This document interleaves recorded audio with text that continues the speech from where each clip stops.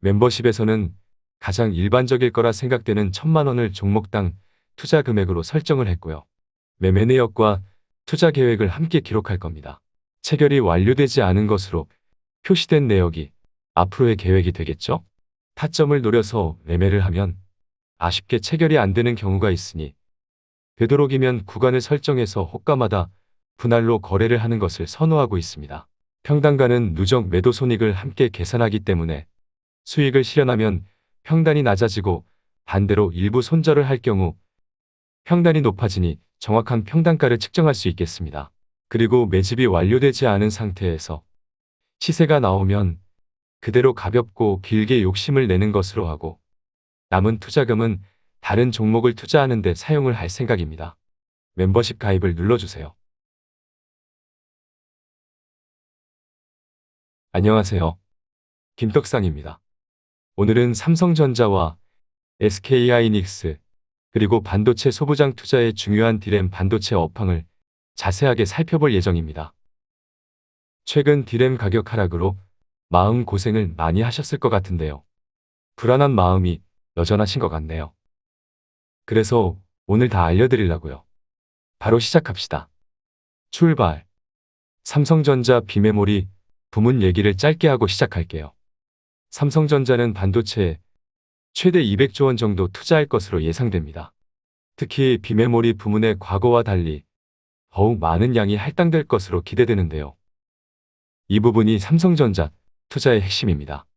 입이 아프도록 여러 번 나불거린 얘기인데요.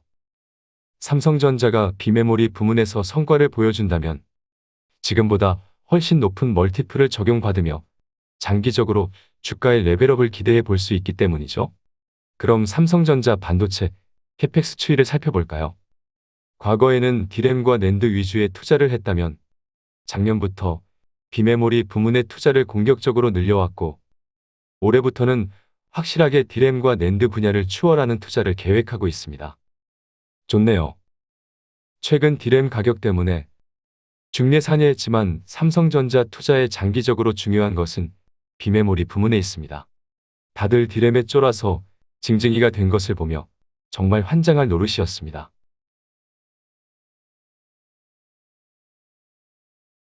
그럼 최근 문제가 된 디램 업황을 체크해 봐야겠죠? 지난 디램 가격 하락은 PC 수요 감소가 원인이 되었는데요. PC가 중요한 게 아니라니까요. 아주 그냥 답답해 죽겠습니다. 일시적인 이슈로 PC 디램 가격이 하락했지만 디램 시장에서 중요한 것은 PC 수요가 아니에요. PC를 제외한 서버와 모바일 디램의 수요는 강세를 보이고 있습니다. 공교롭게도 예상치를 넘어서는 서버 수요 증가와 동남아 지역 코로나 재확산 등이 서버 부품의 공급 부족을 야기하며 서버 생산에 차질이 있었을 것 같고요. 이러한 이유에서 서버 디램 수요에 제약을 일으키며 다소 주춤한 것으로 보이지만 단기적인 이슈이고요. 그럼에도 불구하고 지금도 삼성전자와 같은 디램 공급 업체의 재고 수준은 상당히 낮게 유지되고 있습니다. 이것만 봐도 삼성전자나 SK하이닉스가 디램을 싸게 팔 이유도 없는 거예요. 최근 PC 수요가 원인이 되어 디램 가격이 하락을 했지만 2022년 2분기를 기점으로 디램의 수급이 재차 개선세에 접어들 것으로 예상하며 디램의 고정 가격도 빠르면 내년 2분기부터 상승 반전할 것으로 전망합니다. 몇 년을 기다리는 것도 아니고 몇 달만 기다리면 될 것을 도대체 뭐가 무서운 거죠? 내년 상승 사이클을 예상하는 이유는 부품의 공급 부족 이슈가 해소되며 서버와 PC를 포함한 IT기기 판매가 정상화될 거고요. 인텔의 서버용 신규 CPU 출시로 수요는 늘어나면서 DDR5 양산에 따른 공급 감소 효과 등이 맞물릴 것으로 보이기 때문입니다. 투자의 이유가 훼손이 되지 않는다면 버티는 겁니다.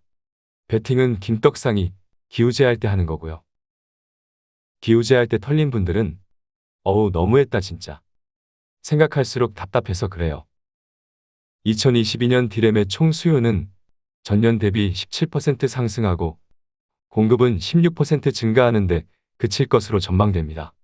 투자가 크게 늘어남에도 불구하고 공급이 수요 대비 부족한 이유는 메모리 반도체의 미세화로 인해 생산 효율이 떨어질 수밖에 없기 때문입니다. 중요한 포인트예요. 이 그래프에서 파란색 실선은 수요 대비 초과된 공급 정도를 의미하는데요. 2019년을 정점으로 공급이 수요의 상승을 따라가지 못하면서 내년에는 꼴랑 0.4% 수준이 초과되는 수준까지 내려올 것으로 전망하고 있는 것을 알 수 있습니다. 분기별로 보면 내년 하반기에는 결국 공급이 수요를 따라가지 못하고 공급량이 수요에 미달하는 수준까지 전망하고 있습니다. 이래도 무서울 게 있나요? 단타쟁이가 아니라면 최근 큰 조정은 길게 보면 떡상하는 과정에 불과한 겁니다. 최근 조정에서 징징이가 되신 분들은 아마도 몰빵을 한 주린이로 추정이 되는데요. 아무리 삼성전자라고 해도 몰빵하는 거 아닙니다. 앞으로는 주린이답게 겸손하게 투자하시죠.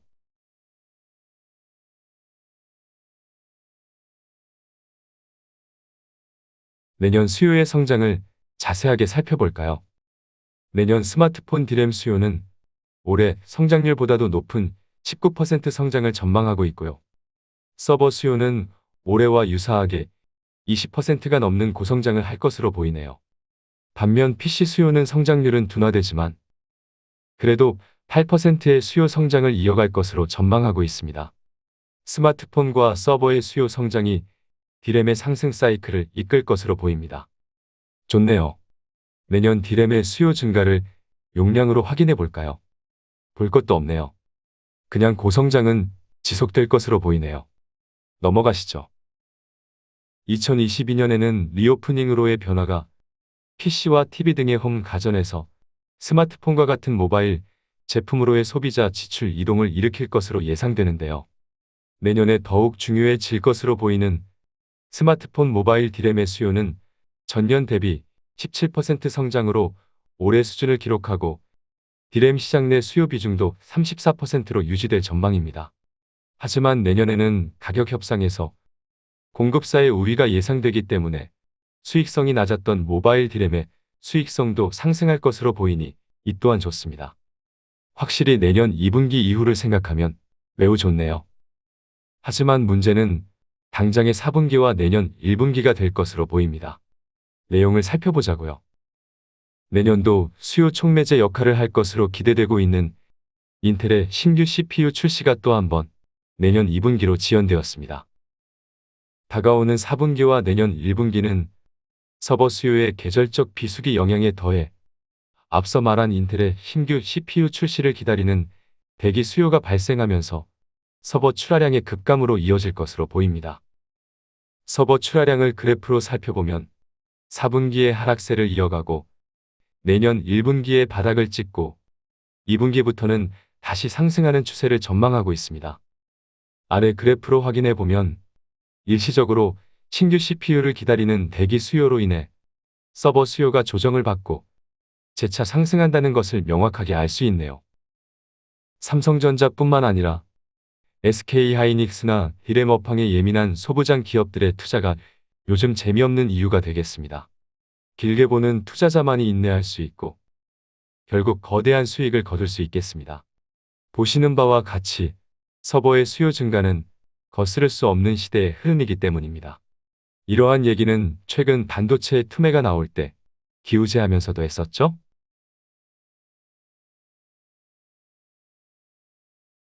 그럼 공급 차원에서 좀 더 자세히 살펴볼까요?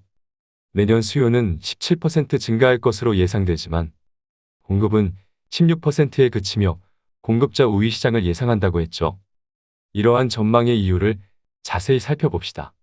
2022년 디램의 캐펙스는 총 218억 달러로 전년 대비 8% 감소할 전망이지만 이는 과거 2년치 평균인 218억 달러와 비슷한 수준인데요. EUV 적용을 위한 단위당 투자 금액 증가와 삼성전자, SK하이닉스 등의 신규 공장 인프라 투자 비용을 감안하면 결코 높은 수치가 아닙니다. 지금 중요한 얘기를 하는 거예요. 또한 비용이 많이 필요한 EUV 도입을 위해 증가하는 삼성전자와 SK하이닉스의 투자를 제외하면 나머지 업체들의 총 캐펙스는 올해 대비 감소할 것으로 예상됩니다. 그래프를 보면 진한 파란색의 삼성전자 캐펙스와 하늘색 SK하이닉스의 캐펙스는 유지되는 반면 다른 경쟁사들은 오히려 감소하면서 내년 공급사의 총 캐펙스가 감소하는 것을 확인할 수 있죠. 다시 봐도 좋네요. 그리고 내년부터는 DDR4에서 DDR5로 시장이 전환이 되면서 반도체 공급사들의 미세 공정 비율이 높아짐에 따라 반도체 공급이 둔화될 수밖에 없다는 것은 누가 봐도 쉽게 예측할 수 있는 겁니다. 다음 그래프를 보시면 내년 D램 공급자의 생산량 증가율이 둔화되는 것을 예상하고 있고요. 그에 맞춰 D램 가격이 상승하는 것도 알 수 있습니다. 더불어 D램 메모리 반도체의 보수적인 투자로 내년 하반기에는 결국 공급 부족으로 재진입할 것으로 전망되고 있습니다. 이 정도만 봐도 충분할 것 같은데요. 반도체 투자의 결론이 나오죠? 최근 삼성전자와 SK하이닉스를 비롯한 조정은 앞서 살펴본 대로 올해 4분기와 1분기 단기적인 수요 리스크로 인해 미리 선반영이 된 것으로 풀이를 할 수 있습니다. 물론 지금도 진행 중일 수 있는 거고요. 내년 2분기 이후 하반기를 보고 장기적으로 투자를 이어가는 것은 옳지만 당장의 V자 반등이나 한탕을 위해서 투자를 하고 있다면 주소를 잘못 찾아온 겁니다. 단타쟁이라면 적당히 수익을 줄 때 빠져나와서 단타하기 좋은 종목을 쳐다보는 것이 맞고요. 김떡상처럼 평생 반도체에 투자할 투자자는 기본적으로 장기 물량은 설정하시고요.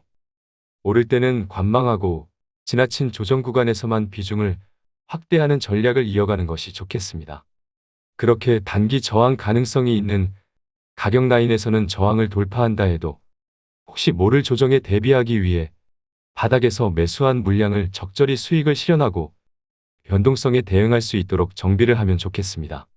시간이 지날수록 내년 하반기 업황을 반영할 것이기 때문에 단기 트레이딩의 강도를 줄이고 서서히 홀딩 전략의 강도를 높여가면 되겠습니다. 물론 길게 보면 어차피 이기는 게임이기 때문에 무식한 존버를 해도 됩니다. 하지만 매번 변동성에 힘들어 하시니 하는 말이에요. 무식한 존버보다 일부 물량으로 어느 정도 트레이딩을 가미해 준다면 평단을 낮추며 수익을 극대화할 수 있는 거고요. 갑자기 출현하는 하락장에서도 버틸 수 있는 힘이 되어줄 겁니다. 반도체는 당분간 상승과 조정을 반복하다 내년 하반기의 업황을 반영하는 시점부터는 떡상한다는 것을 이해하고 투자해 가시면 좋겠습니다. 그럼 오늘은 여기까지 합시다.